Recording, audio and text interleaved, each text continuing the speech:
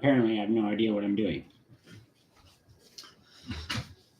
Well, today we're going to be starting a little bit early. I intended to start at 8 o'clock, and I tried doing the YouTube feature button, but that did not work out. And I just realized, oh, you can't even see my screen.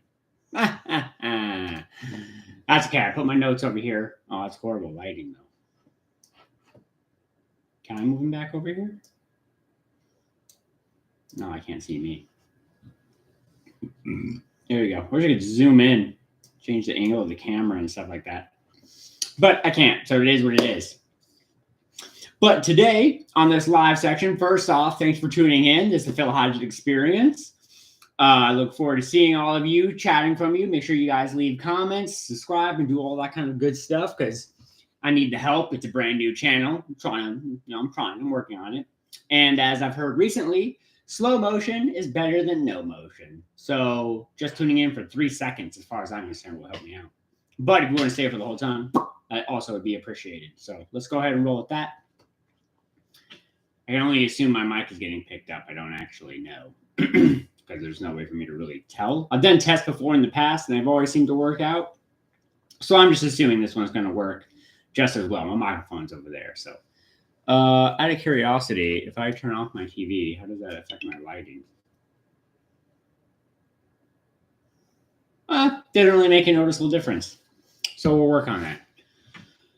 But today on our schedule, we're going to be going over Ilhan Omar removal from the House Affairs, Rashida Tlaib support of the Hamas terrorist organization. I'll be a little bit more fluid with these as I go on, hopefully. And then since I am in Texas, Texas officials also passed a bill allowing the arrest of migrants with some pushback on it. Biden jokes about Newsom running for president. For those of you who don't know, he's governor of California. And rhinos, those are Republican in name only, refuse to impeach Mayorkas, who is responsible for the border. So these are my main talking points. But if you guys have anything out there or want to make any comments, by all means, jump in. I love having, I guess I'm loosely going to call it stimuli. And so that way it keeps everything flowing on my end. I have a lot to say, as in general, if you don't know, you will find out. And we'll go from there. And I wonder, can I change the angle of my camera a little bit without messing everything up? Yeah, then you get to see how messy my room is. Let's move that towel away. That's my eating fork. I just ate. Actually, it was super dope. My roommate got me a crock pot, and I shared it with my dog, Daisy. Can you see Daisy? There you are. Daisy, pick your head up or something. Let people know you're awake. Hey, there she is. There's the Days. She's a poopers. She's my poopers. Well, technically, she's my roommate's poopers, but she hangs out up here a lot. I'm gonna poop your nose. Boop. It's a good girl. She's a pit bull, as far as I know, purebred. Again, not my dog. Got her when she's a little puppy, though. She's 7, 8 years old. I'm not totally sure of her age. 7 or 8, though. I think her birthday's coming up. I think that would put her like at roughly 7.5. Let me check my messages real fast. So for now, we're just going to go ahead and dive right in on our Thursday notes. So Representative Ilhan Omar has finally been removed from the House Foreign Affairs Committee. For those of you that don't know, she is an avid terrorist supporter, along with ties to Al-Qaeda, and what, from my understanding, is also Hamas leaders as well. She is incredibly anti-Semitic, and she uses her past of being an immigrant to hide to camouflage her true agenda, which is basically the, how would I word this? The takeover, the rise to power that is Hamas and all of the evil that they pursue. So in general, she should be removed from Congress and all the things, but due to how our government works, we have to go ahead and take baby steps. So right now we got her off the Foreign Affairs Committee. Hopefully soon Republicans/conservatives will get her out of Congress altogether at the end of the day. Not literally the end of the day. That's a metaphor. I think it was called figure of speech. So that's eventually going to be popping up. And this is why I need people to pop in. I'm going through this too fast, and I don't have any questions. Usually I talk to grandma or something at the same time. Talk to grandma for hours about this kind of stuff. Go on my own rants and things like that. You know, I don't think anybody's listening. Well, not nobody. Like, I'd be sitting next to somebody, and even though I talk for like 30 minutes and they don't even, well, they blink and stuff, but like they'll be playing video games, I would just talk for like 30 minutes or longer about the things. And every now and then, if I can get like one question or a or I don't understand that or something like that every like 15 minutes, it's like I'm a nuclear fusion reaction and you're going to get way more out of me than what you put in, right? An infinite energy kind of a thing. So that's always a bonus. But yeah, it's like, I don't know what else to tell you about her. She's a horrible person. Definitely needs to be out of Congress, should not be in a position of power at all. Unfortunately, the way politics works, she has quite the following at this point, which makes uprooting her hold on the delegates and stuff like that, delegates, whatever, the system, quite hard to get rid of. Kind of like a weed that keeps growing in your backyard. Not like the good weed that you smoke, but the kind of weed that is like going to kill your rose bush and stuff like that. So she's super annoying. We're trying to get her out of there. And by the way, subscribe if you haven't already. Subscribe and follow some videos, because right now I'm doing a lot of music video reactions because I don't really know what else to react to. Well, I do know what else I want to react to, which is politics stuff. I really want to get into politics and eventually become maybe mayor or be at least on my city council, things like that. So that's why I need your support. It's going to help me, help the channel grow, and hopefully I'm eventually going to help take whatever money I can get from YouTube and put it towards my political career. So that way I don't have to rely on sponsors and adhere to their wills and whims. Instead, I can be similar to Trump and give them the finger and be like, no, I have enough money. Nobody can tell me what to do. So that's definitely the goal at the end of the day on that particular part. So we also have, my bad, I stuttered. Rashida Tlaib, who is also a supporter of Hamas. And it just dropped like a couple hours ago, like today, that she is identified with being on a Facebook support group for Hamas. This is another councilwoman. If this wasn't a live thing, I'd put up a photo for her real fast so you could see it. But right now, I'm the only one on screen because it's a live thing, so there's no way to do that. But that's why you should tune in, because eventually I'm going to learn how to do that. I'm also editing my own videos, so that's kind of a learning curve that I'm working on. I don't exactly have that down yet. But I think they are slowly getting better. I just recently learned how to put letters on the image to make my thumbnails better. But I think what I really need to do is get a thumbnail editor, creator, picture editor, Photoshop, something like that. But right now, what I'm doing, a small channel, I will eventually get there. Hopefully within a few months, maybe a little bit longer.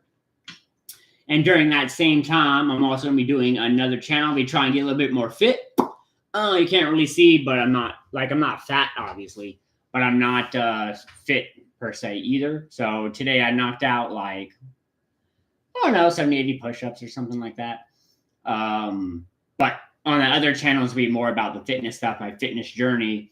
Be buying suits and stuff pretty soon, you know, getting some inspiration from like the Andrew Tate, Tristan Tate, Jay Waller, the guy who died, the black guy, I can't think of his name, tore into women all the time though. And some other channels, like some other channels that I liked, I got a lot of, the main channel that I got, shout out to them, that I got most of my inspiration from was Strong Successful Male, followed by Better Bachelor, and then Tyler the Fiend. So those are the three big ones that I watched the most of, along with some other sporadic ones here and there. Just whatever, you know, thumbnails or titles seemed interesting to me. Oh, there's this new one that I like a lot. It's called the Poor Man's Podcast, if I remember correctly. I'm currently watching his videos just about daily. It's kind of more in the realm of what I'm looking for now, because I pretty much have gleaned all the information I need out of the Strong Successful Male type channels, male improvement channels. Basically, eat right, go to the gym, don't get married. That's a nutshell version. If you want a relationship, you can, but just be super cautious in it. And those are the big three things that will keep men safe in general today. That's some of what I push here. It's actually, everything's like interwoven and connected. And so For an example, I do the carnivore diet. I don't know, this has to do with religious, Talia, whatever her name is. It's Terror supporter, but whatever. But I intertwine a lot of my stuff. So part of what I'm pushing for men's health, really is humans' health, is I'm pushing the carnivore diet. Based on the research that I've seen from the internet and from doctors, I personally haven't talked to yet, but I would like to talk to them. I think the carnivore diet is basically more like a keto diet, to be realistic. I mean, like, it is 2024. We have things like Pepsi and Cheetos and whatnot. So you can indulge a little bit here and there. It won't be the end of the world. Much like how the Buddhists say is that modesty is key. So as long as you, or moderation, not modesty, moderation is key. So as long as you kind of keep that in mind, in general, you can have a Twinkies at Halloween and mashed potatoes on Thanksgiving. You know, like, you're not, well, you might die, you choke or something, but statistically, you're going to be okay.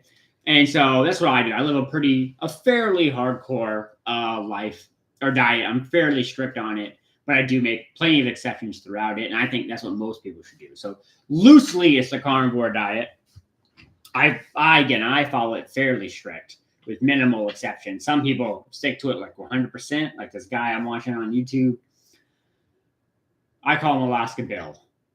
Bill Knott. His name is Bill Knott, and he's up in Alaska. He just weighed in. Finally, he weighs like 550 pounds, I think he said. Maybe it was 515. That means he lost somewhere around 150 to 200 pounds. They were estimating his weight to be at about 700. So being at 550 to 515, because he was too big for any scale, they were just guessing 700, so we don't really know. That's why I put in the range of like 150 to 200 pounds. But anyway, my plan is basically super interwoven to where I'm pushing the carnivore diet along with the other three things aforementioned that men need to do in order to be happy.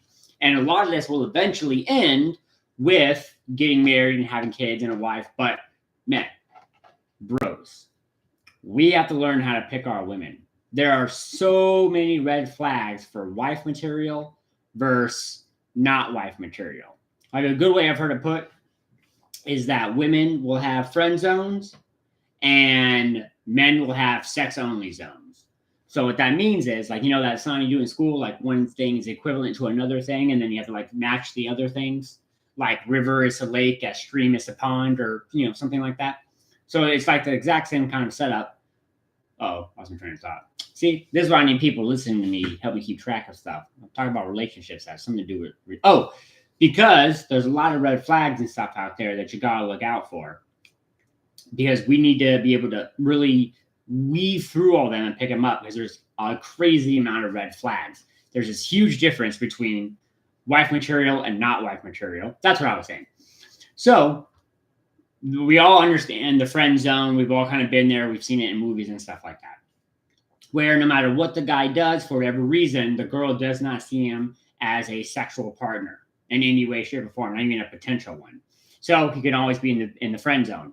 Let me tell you guys, you do not need to have women friends. There are no reasons to have women friends. You benefit nothing from them, but they will only require things of you. By all means, have them. They're fun to have. Who doesn't like a woman's touch and stuff like that every now and then? And I mean woman's touch, like you invite her over to your house and she brings over a pillow or a potted plant as a housewarming gift or something like that. Not like some other way you could interpret that. You know, whatever your thing is. But then in the same regard, men also have a sex-only box. And basically, no matter how smart or caring or loving that woman is or whatever, she's never going to get offered the ring at all. And most women in this day and age are actually fall into the no ring ever box. So we need to make sure, not we need to make sure, but it is every man's obligation to fully vet these women. One way I can view this is I was watching this other clip where this Muslim guy, I think, was talking to this girl named Pearl, if I remember correctly, Pearl Davis. I think that was the correct interview. Could have been a different interview. I don't really remember. But I remember what the guy was saying. And they were basically asking him, like, on arranged marriages, like, how would you, or would you sleep with the girl before you married her, or wouldn't you, or something like that. And the guy was explaining how he basically, traditionally, they don't have any contact. They'll meet up, have coffee or a meeting, 2-3 meetings before they get married. But basically, it was the father's job to vent the guy for the girl. And then if she also liked him and found him attractive, then they would proceed forward with the marriage. And now, due to our current society, that rule needs to be reversed and changed and altered a little bit, because now men, particularly with your other friends, it's up to us to vet these girls. Nobody's going to do it for you. As you know, if you are a man, nobody cares about you. And so you just have to do it yourself. And I found out that the average proposal or whatever from dating to getting engaged is like 3 years. So that whole 1 year dating before you get married and stuff, that's out the door now. It's all 3 years and above. And if a girl can hang out for 3 years and during that 3 years, let alone 1 month, she doesn't cook or clean or touch a pee or whatever it is, it's time to let her go. You gotta find somebody who also shares our values and supports things like automatic DNA testing at the birth of the child to ensure the father is the father. Right? It's that black and white. Any girl who doesn't support automatic DNA, what is that called? Child verification? Whatever it is. For any woman who doesn't support that, red flag, don't get married to her. She's probably a cheater, which is why she wants to be able to hide behind that. So definitely don't get involved. But anyway, Leave. She's found this support group on Facebook, and she needs to get expelled from that. And Marsha Blackburn, I think it was her. I like her a lot. She was actually interrogating the head of the FBI, who's basically it's his job to make sure that people and organizations that are connected to terrorist organizations are fully vetted and checked and make sure that they, for an example, actually have allegiance to America and things like that. And under testimony of oath or whatever it's called, he sidestepped the question a lot. It's a clip again. I can't enter it right now, but he sidestepped the question a lot and kept saying basically it wasn't his job and that he wasn't going to do it. He would not commit to doing an investigation on an FBI on a Facebook group that is knowingly associating and promoting Hamas with what is her name? I can never remember her name. Rashida Tlaib as one of its co-founders or something like that. That is enough justification under a court of order to go in there for 2 weeks and gather information, because she is a known terrorist sympathizer and associates with them, along with Ilhan Omar. That whole posse, they all have done it. I've seen the videos, most of the videos. I don't really keep track, but I've seen plenty of videos of them doing it and people reporting on it and things like that, with them also never denying it and coming out with statements of confirmation that, yes, I was searching with this person. They lie and defend them and say a bunch of things aren't true, even though they are true, and vice versa. But most definitely, they do not admit, or they do not deny knowing said individuals. So we got to make sure we keep an eye out for all that kind of nonsense too. And then, so for those of you in Texas, like I said, Texas officials passed a bill allowing the arrest and deportation of illegal immigrants with probable cause. You can't just kick in your door and ask everybody to show ID and stuff like that. And I don't know how they're defining probable cause and stuff. It's a little bit out of my pay grade currently, because I have to go to work and stuff, which is why you should subscribe to the channel. So one day I won't have to go to work and I can do more research into this, providing y'all with the information you need in order to make the best decisions in your life in general, but also during elections. And just to stay up on current events and news, depending on how my life goes. I could be kind of like the Hodge twins and kind of just talk a little bit about everything rather than say one particular niche. I'm pretty sure it's a potato thing, but whatever. But like I said earlier, there's been some pushback on that, supposedly about laws making it illegal, that it violates some sort of human rights. And I personally think that these are just Democrats extending out the laws to cover people that typically or should not be covered under those laws of protection. kind of like how they ask for asylum. Well, the actual international laws say you have to go to the next country over. You have to go to a bordering country first. You can't just skip 3 countries and show up and be like, this is the one we pick. You have to go to one of your neighboring countries.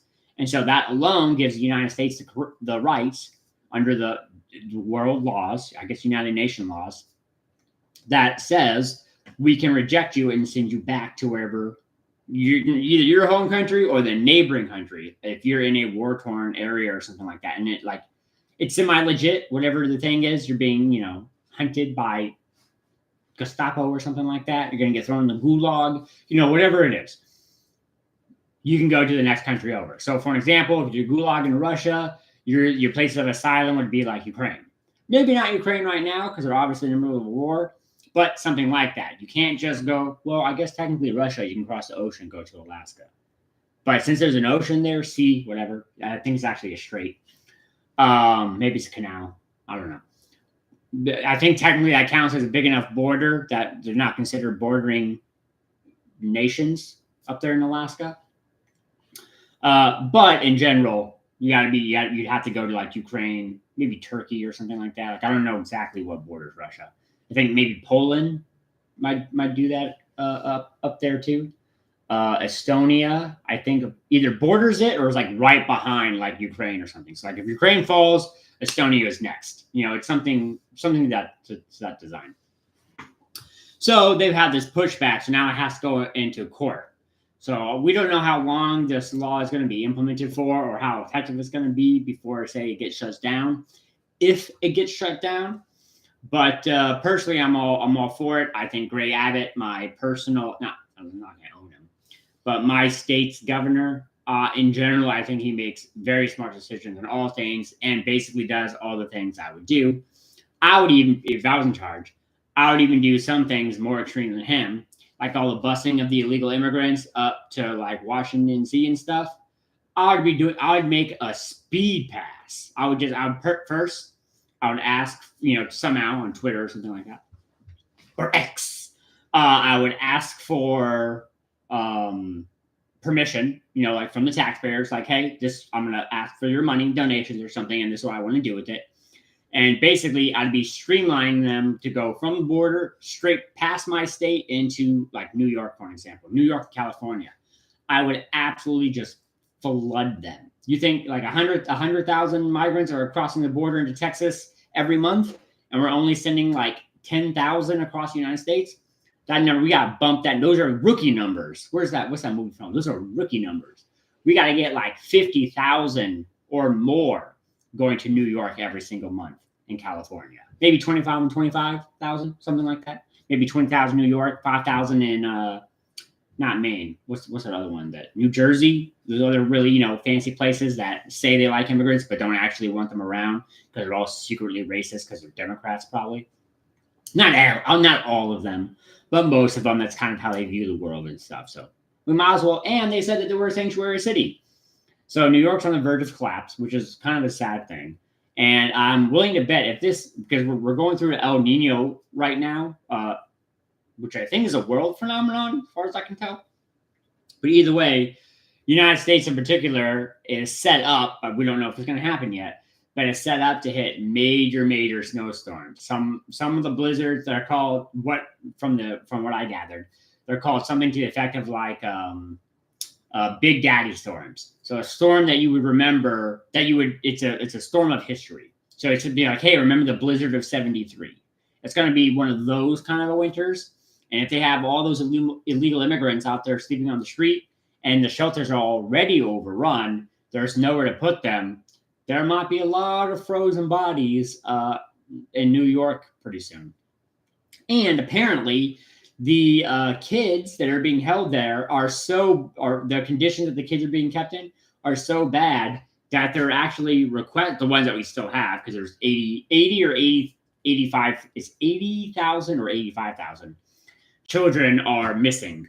The ones that came across the border with probably coyotes and stuff and have been given to some sort of guardian or parent in the United States, and then we don't know where they went. They all disappeared. And the people in charge of that are making no effort to go get them whatsoever. So we have a large set of problems. But the one that we do have, or the ones that we are accounted for, are accounting for, are basically saying that their conditions are so bad that they rather go back to like El Salvador. Like, man, this sucks. I'm literally in a cage with just a blanket and a pillow and one coloring book, and it's been months now. Like, I'm sure they're getting like slop for food. I doubt they're getting like Red Lobster and stuff, steak. So that's how bad a lot of this stuff is. So they definitely got to get going, somewhere else. Now they're being requested to go back. I think maybe even we should help the children get back to El Salvador if that's what they're requesting based on the reporting that I've seen. Let's see. And then the last topic. Oh, and then the rhinos refuse to impeach Mayorkas. So speaking of the border, Mayorkas, I can't think of his first name, but he's like the head Secretary of Defense or Border Patrol or something like that. And long story short, he is like Biden's appointed nominee and all that kind of stuff. And essentially, it's him and his policies that are allowing the border to be overflown the way that it is. Those 100,000 migrants a month that I was mentioning about earlier. This basically all rests on his shoulders because he is the one propagating the laws that are coming out of the Biden administration.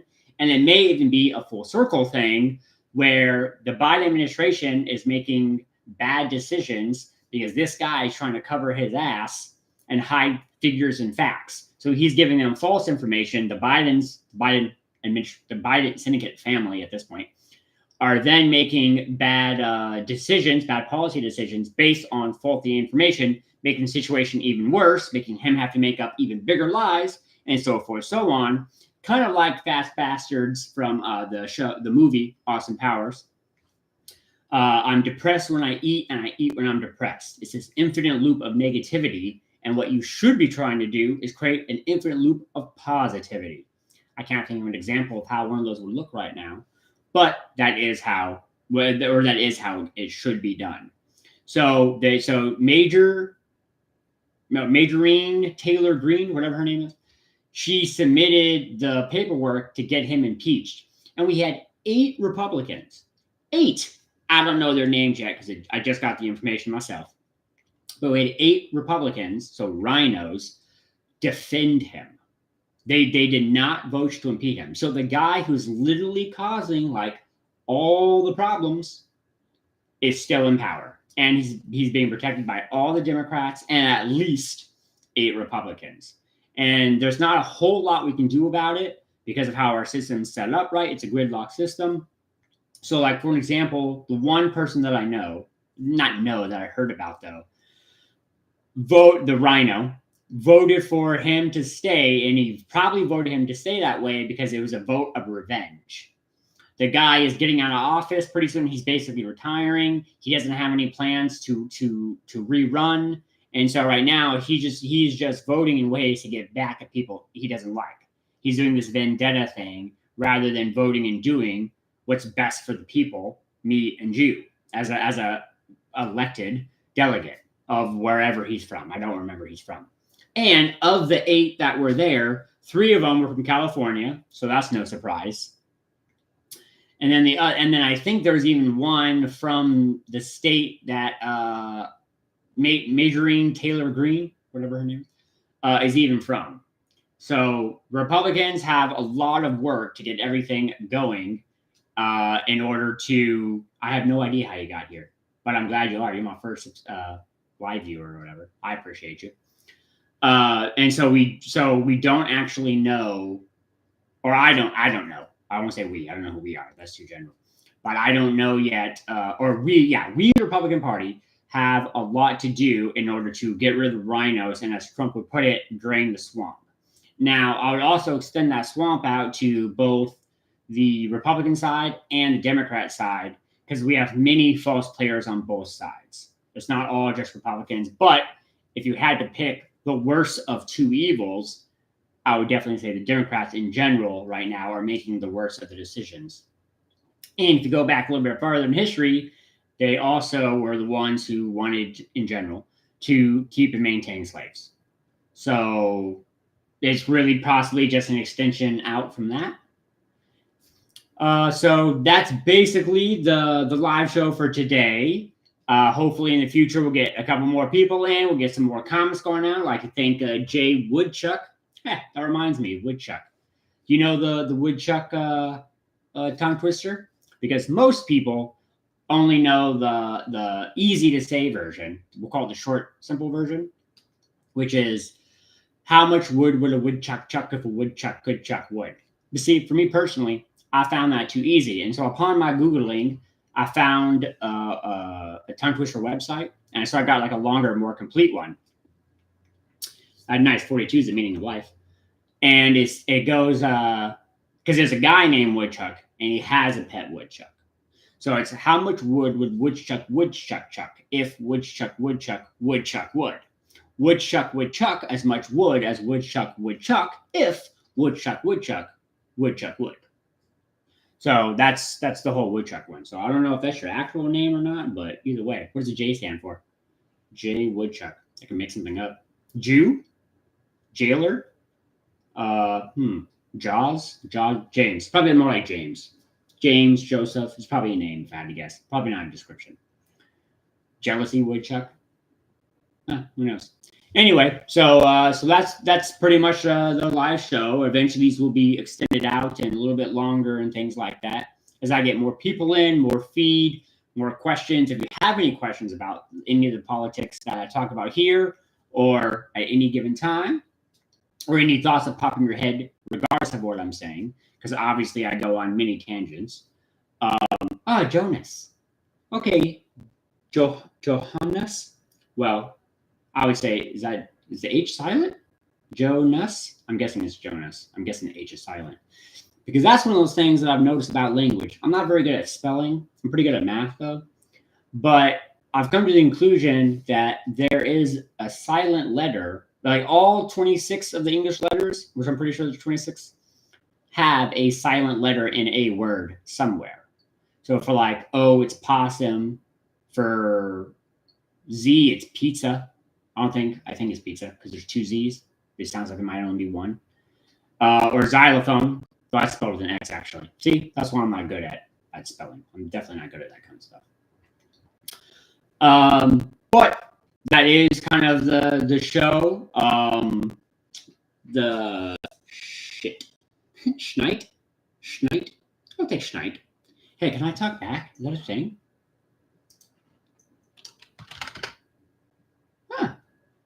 I assume you all can see that. I don't actually know, though. Welcome to live chat. Remember to guard your privacy and abide by our community guidelines. Yeah, I mean, like if you say. Okay. So today we covered the Ilhan Omar removed from the Foreign House Committee. That news just broke today, at least as far as I know. And the Facebook group with Rashida Tlaib, who supports the Hamas terrorist organization. And that the FBI director would not be investigating that at all. That's also news. That news that definitely dropped just a couple hours ago. And then we had the Texas officials pass a bill allowing the arrest of illegal migrants at the Texas border. And then we also, Biden joked about Newsom running for president. That's what I forgot. Yeah. So this guy, he's doing some sort of presentation speech somewhere on one of the rare occasions that he does. And he actually said a funny. He actually did a funny where he was up there talking. There was a commotion off to the side, and he turned and was like, "Oh, I just want the press to know that I wasn't me who fell." So even Biden acknowledges that he's a stumbling old man, but at least he's doing a little bit of some self-deprecating humor, and that's a plus in my book. It's not enough to outbalance anything, but at least in his old senile age, he has at least some humor in there still. But during that same speech, as we know through politics, more and more Democrats are realizing that that Biden is not a winner. Even if he might be able to win, like say a local election, but there's no way he's going to win the big international pool across the United States. And a lot of us believe that he technically didn't win during the last election either because it was stolen. But assuming this election isn't stolen, we will have concrete proof. And it seems like it's going to be an overwhelming, like that tidal wave we've been waiting for. The tsunami, the red tsunami, red waves, and all that kind of stuff. It might finally be happening this election cycle. I think the last numbers I remember was basically like 80%, 85% of the black vote went to Biden.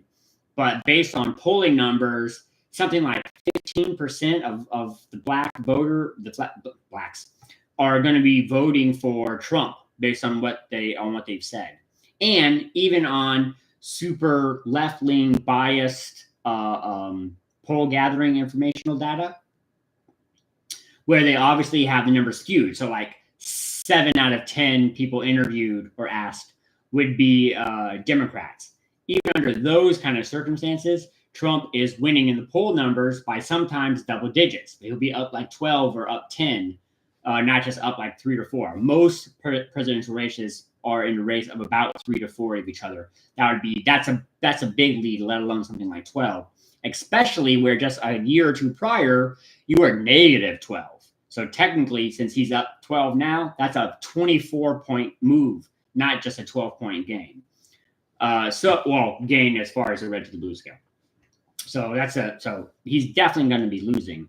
And so what the Democrats have to do now is try and figure out which politician, whoever it's going to be, is going to be the follow-up. Because it sounds like they're setting up the narrative where Joe Biden is going to be guided, escorted out of office, and somebody else will come in.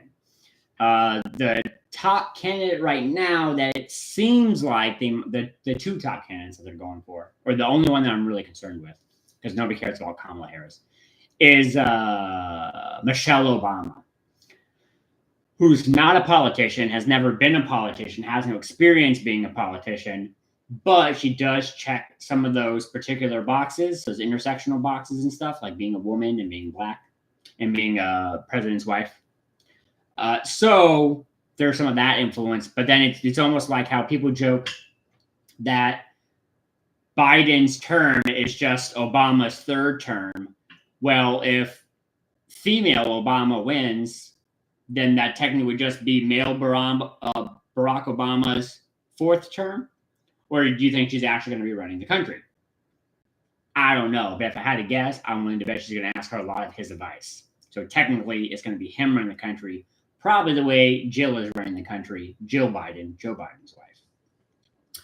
But through this speech, he also jokingly has set up now Gavin Newsom, the atrocious California governor of California, as a potential replacement candidate for Biden.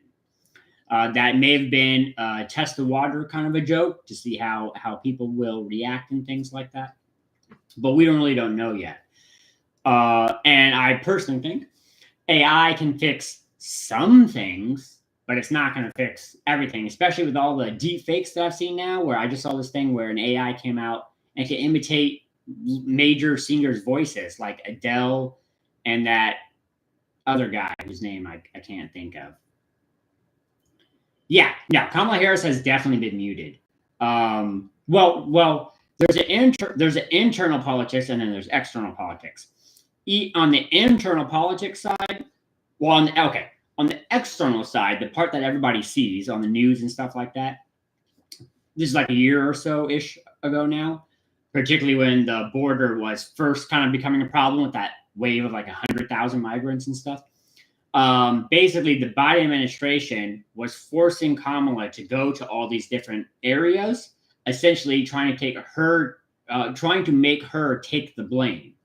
And even though she's kind of corrupt and evil and basically, from my understanding, sucked her dick into power, she's not necessarily a dumb politician, and she understood the perception of what would happen if she was standing at the border in front of these large groups. So that's one reason why she never went down there. And so since they can't really force her to do very much, she now has just taken a muted role because that's a better choice rather than taking the blame for all of the misgivings of your boss, particularly a boss that you basically accused of rape on a live debate and then somehow still became his underling. Yeah, don't try and convince me that they didn't have a plan for you. He's probably still upset about that, which is why Biden wanted her to take the flak for everything. So, as a political move on the outside, she was getting set up for failure. And so on the inside, from one news source that I saw, some random source, I couldn't cite it, said that, or there was reports that she was livid. She was like screaming at people and yelling and saying things like they're just trying to make me take the blame or take the fall, whatever the actual saying was.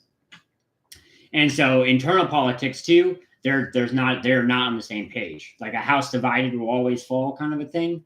Yeah, the White House is most definitely divided. They are not on the same side, and that's my guess. This is why she has self-muted herself, because if she wanted to, I'm sure she could get an interview on 60 Minutes or CNN or whatever it was, and she can say all the dumb stuff that she wants to.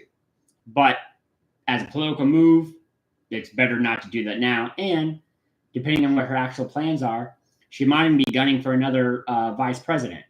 Because if Biden can win, unlikely, but if he does, then she would become president. And obviously, that would be horrible. But, like, if I had to pick devil's advocate, at least she is cognitively aware of what's going on, can understand the rules of politics. The game that's politics, not the rules. But I guess the rules of the game, that is politics, the hidden rules. Like parts that you say out loud, and there's parts that you don't say out loud. Biden can't tell the difference between those two, and Kamala still can. So in that regard, as like during a debate, I think she'd be better than Biden, but long term or anything like that, no, she's not going to stand. She wouldn't make it. I personally don't think so, because somebody else pointed it out too. Much like Biden, she kills in like New York or California, where they're all 80% of Californians are Democrat anyway. So if she runs as a Democrat, how's Nancy Pelosi put it, there was a bottle, she was on some sort of talk show, and there was a bottle of water, and she was talking about what's her name? AOC. She was talking about AOC, but it's still applicable. And Alexandria Ocasio-Cortez, if you didn't know who that is. I call her AOC because I've heard it annoys her, so who cares? But she was talking, Nancy Pelosi was talking about AOC, but there's a bottle of water there, and the situation's still applicable. Kamala Harris, if she was a bottle of water, you could just slap a D on that bottle for Democrat, and you could win an election. It's when you actually have to go up and compete with the opposition force. Like if you put a D on water and then an R on a cup of coffee, now which one are you going to want? Tosses it up a little bit. Plus put sugar or crack cocaine or something in one of those, make that the R. Depending on who you are, it becomes even harder a choice. Or an easier choice if you like crack cocaine too much. Who knows? But yeah, she's definitely not going to become, I don't think she's going to become president. And I think most Democratic strategists know this, if not all of them. And so I don't really think that she's even on the table for a replacement for Joe Biden. I think personally the best candidate that they have would be Gavin Newsom of California, even though I've already kind of vaguely explained why he sucks. And then honestly, Bernie Sanders, because Bernie Sanders during the last election had a really big following and potentially was going to win the nominee. But, and he says it and it's true, he blames like corporations or whatever, but it was actually his own and his own party. He also blamed his own party, but he tries to shift some of that blame to lessen the blow of the truth. But it was his own party that actually band together and cudgeled his campaign. Because once again, they understood that even though he was winning in like Vermont and California and New York and other Democrat places, I think Hawaii was another one of them, he was not going to win the general election. And so they had to basically snuff out his light, his campaign light, not his life, he's still alive. They had to snuff that out right away. But if once you get rid of Biden, and all you have left is Gavin Newsom and Harris, all of a sudden, Bernie Sanders doesn't seem like the worst candidate you could possibly pick up or put there. So it is what it is, but who knows? So like I said, so with that, that's going to wrap up today's episode. I look forward to seeing you next week Thursdays, 8 o'clock.